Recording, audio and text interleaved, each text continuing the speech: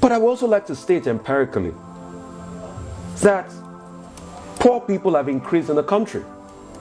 The World Bank said from 115 to 139 million now.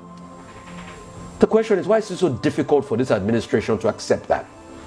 They accept the World Bank growth. Several years ago, it's about 14 years ago now, or 13 years ago, I interviewed you in your Victoria Island house in Lagos when you told me that the Igbos are marginalized, and you've said it recently to me also that the Igbos are marginalized. Look at what is happening in Lagos, for example. There are some senators who went to the trade fair complex and who said, like, whatever has happened there is some kind of marginalization. How do you see this? Yes, you can. Senator Orji Uzo Kalu has finally spoken on Nnamdi Kanu's detention. Also, he proceeded to say, in the course of the interview, that he is the most influential politician in the Southeast of today, not Peter Obi. Fellow Nigeria, before you would delve into this proper, permit me to ask you a question. Do you agree with Senator Orji Uzo Kalu that he is the most influential politician from Southeast today? Do you agree with him? Please let me know your take on this. But before then, I want us to take a listen at what Rufai Oseni had to tell the government. Now, World Bank released a report that over 135 million people, Nigerians, are currently in poverty. Okay. Now, federal government rejected it. Meanwhile, there was a report they released previously. Please don't mind my voice. I've got a cracked voice, okay? There was a report they released previously and they accepted it. But this one, because it's not palatable to them, they rejected it. So please, let's all take a listen at what Rufai was saying. I have to say to them before we take a listen at Orji Uzo Kalu. Please, don't miss Orji Uzo Kalu. You have to help me and respond to him. Thank you. Let me like and please share. Thanks. Inflation is coming down. But I would also like to state empirically that poor people have increased in the country. The World Bank said from 115 to 139 million now. The question is, why is it so difficult for this administration to accept that? They accept the World Bank growth projection for 4.2%. That's welcome. Applaudissez for the World Bank. They accept the applause of the reforms from the World Bank. Applaudissez. Poverty numbers have increased.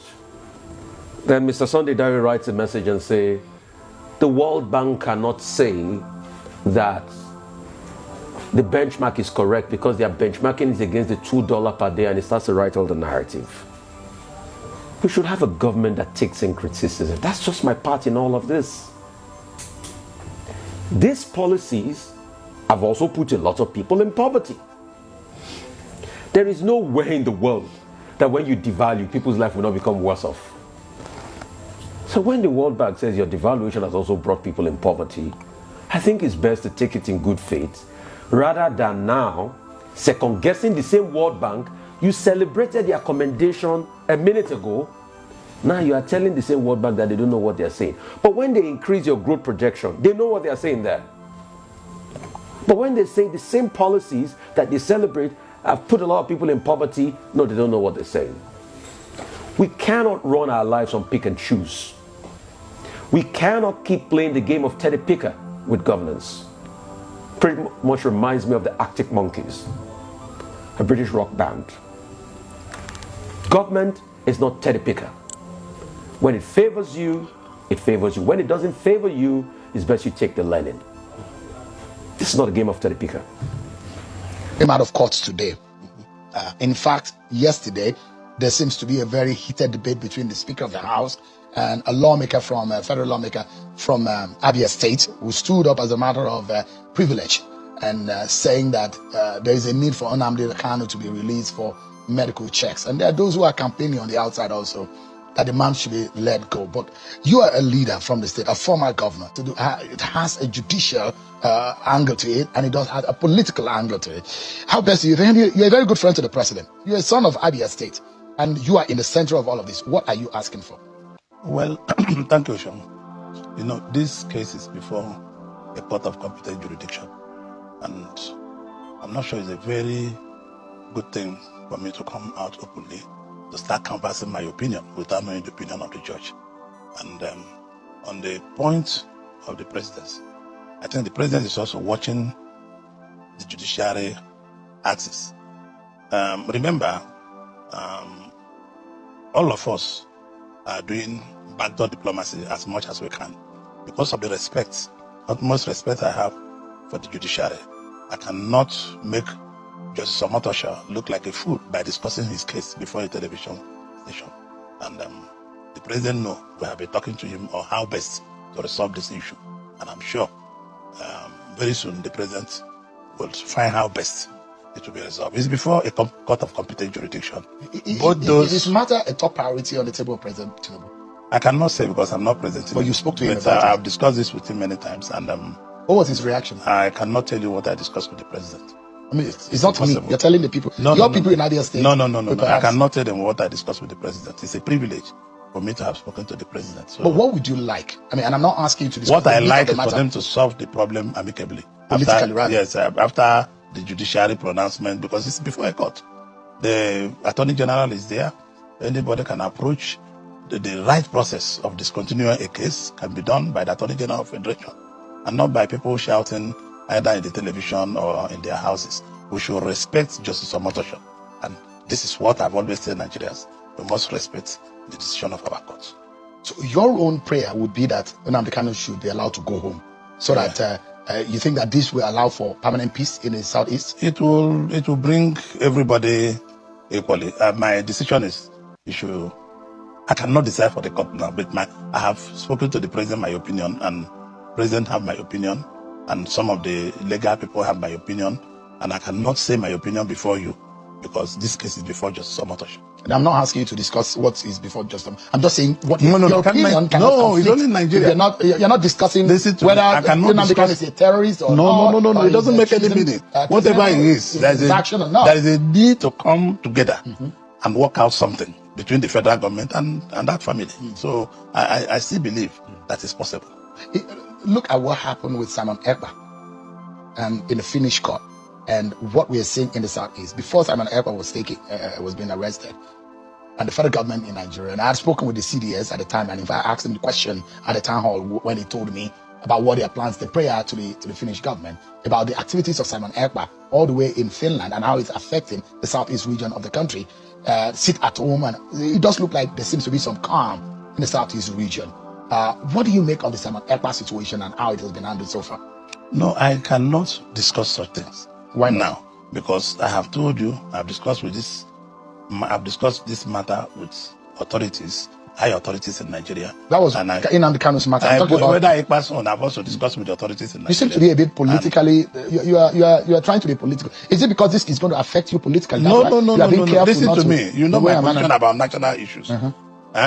Because this case is before Justice Omotosha. Simon Ekpa's case is not before. No, all of them are the same. It's not, sir. The case of Simon Ekpa is not before the Nigerian court. And I'm asking that since that case has been handled by the court in Finland, there seems to be relative peace. Was that your question? That was my question about Simon Ekpa. And the fact since Simon Ekpa is not there will be relative peace in the Southeast. I'm not sure that is Nnamdi Kanu's group that are pushing for these problems. But if there is a way that we can sum up all political something and come together and agree on something, and where I have mentioned option A, B, C, D to the authorities, and if the authorities agree with what I profile, there will be peace very soon. If they agree with respect to Justice Omotosha's court. You are one that has told me, and I remember this was several years ago, it's about 14 years ago now, or 13 years ago, I interviewed you in your Victoria Island house in Lagos when you told me that the Igbos are marginalized, and you've said it recently to me also that the Igbos are marginalized. Look at what is happening in Lagos, for example. There are some senators who went to the trade fair complex and who said like whatever has happened there is some kind of marginalization. How do you see this? Yes, you can say that. You have not had. I'm sure that people have not used. When President Tinubu was Governor Tinubu, I was Governor Orji Kalu in Abia. We had a long run that we were able to settle those matters. There were houses built on canals I went to Aspanda, I went to Alaba Market, I went to Oshodi Market. On many occasions with Governor Tinubu, then now President Tinubu.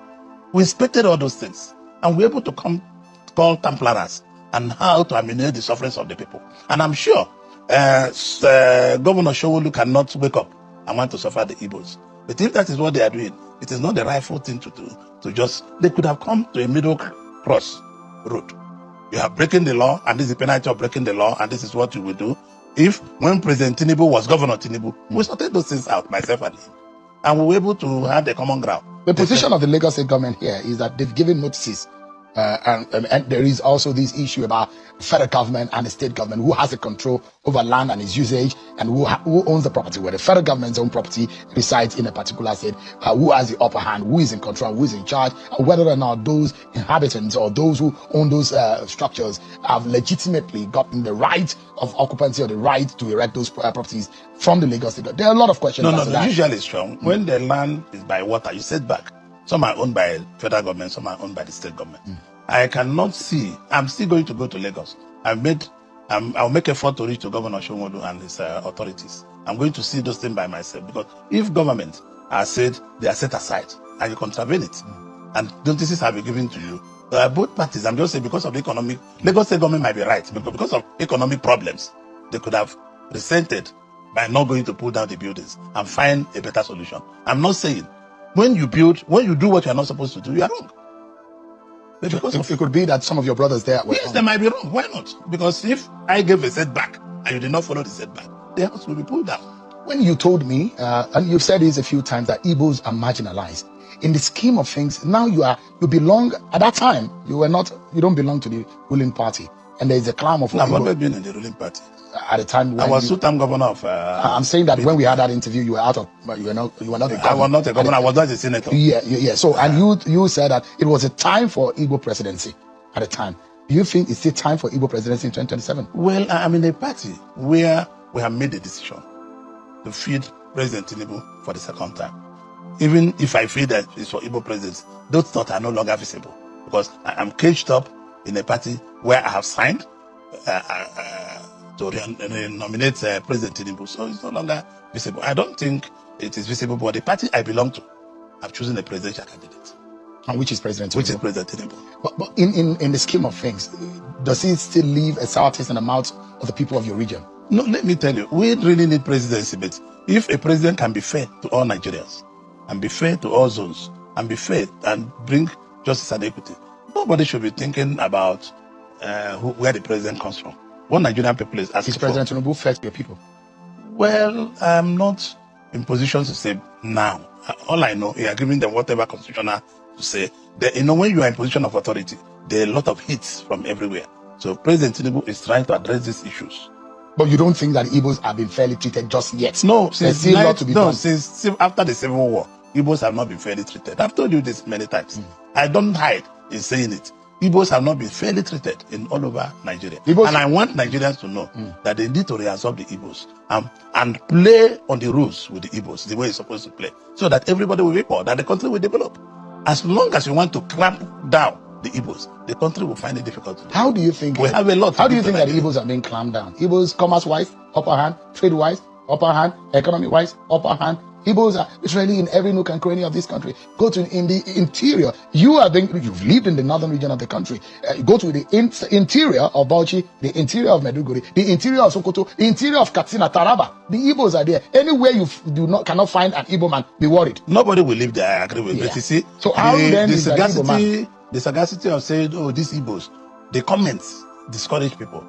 My children came back here, and when they went out to go around, they said, "Oh, the way they talk about Igbo people in this country." I said, "Well, that is what it is. Igbos have not committed offense. I have not committed offense. I didn't know how the Civil War started. I didn't know how it ended. And we should forget about that. Look at small Rwanda with all the hatreds in that country. You can see the progress they have made. We should be able to leave this tribalistic something, leave religion, leave ethnic, leave the language I speak." For almost 50 years now. After almost 50 you think that the Igbos are not forgiven, or they are not No, reabsorbed? they have not been forgiven. How do you think we can correct this? It's by being fair to everybody. But like you have tried to drag me to talk about the court of Justice Omoto, I told you no. because it's not fair to talk about that court. I'm following the law. What would be fair to be done to the Igbos that would make the Igbos think that just they're part rehabilitate of the them and politics put them of the as nation? a part of the country? How? Which President Tinubu is trying to do now.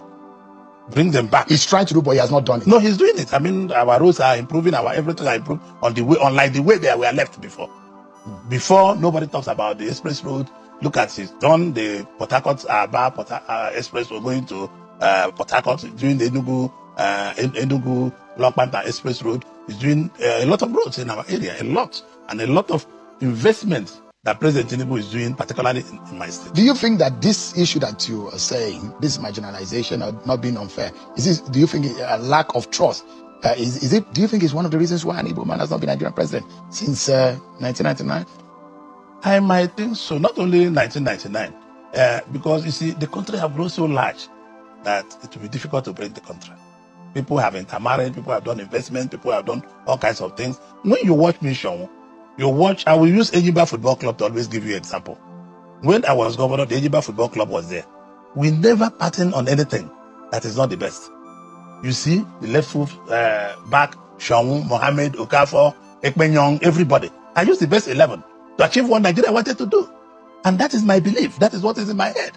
And I believe that every Nigerian have a role to play. And Igbo should not be demonized. So only Igbo, all kinds of names. My children were so upset the day when they went to Busa Market. And we cannot... You think that Igbos are seen as second-class citizens in this country? Well, whether they are or not, I don't feel so. It's not written on me. And that's why your ambition of wanting to be president, you still have that ambition. I still have the ambition. I'm competent to be president of Nigeria. Are you very competent? But it's not in 2027. No, it's not. I'm supporting President Tinubu. So imagine if a Southerner becomes president in 2027, that's after 4 years, and I'm imagining now you as a grandfather now, by the time another Southerner will get a chance, that will be in another 12 years. 12 years plus your age now, you'll be in your 80s. No, I'm 65. Yeah, for 12 plus 12. What will I be? You'll be like 78 or close to 80. President Trump is 79. So you still can be president. Yes, of course. If I'm healthy, if God give me life and good health. The question is not age. The question is competency. What is in my brain I need to deliver? It's not when or where. It is how ready you are. You think that the Igbo should support Peter Obi? Maybe the aspiration of an Igbo man. Let me be honest with you. I'm a member of APC and I don't want to discuss Peter Obi. I've told you this before in this channel. I don't want to discuss Peter Obi for any reason.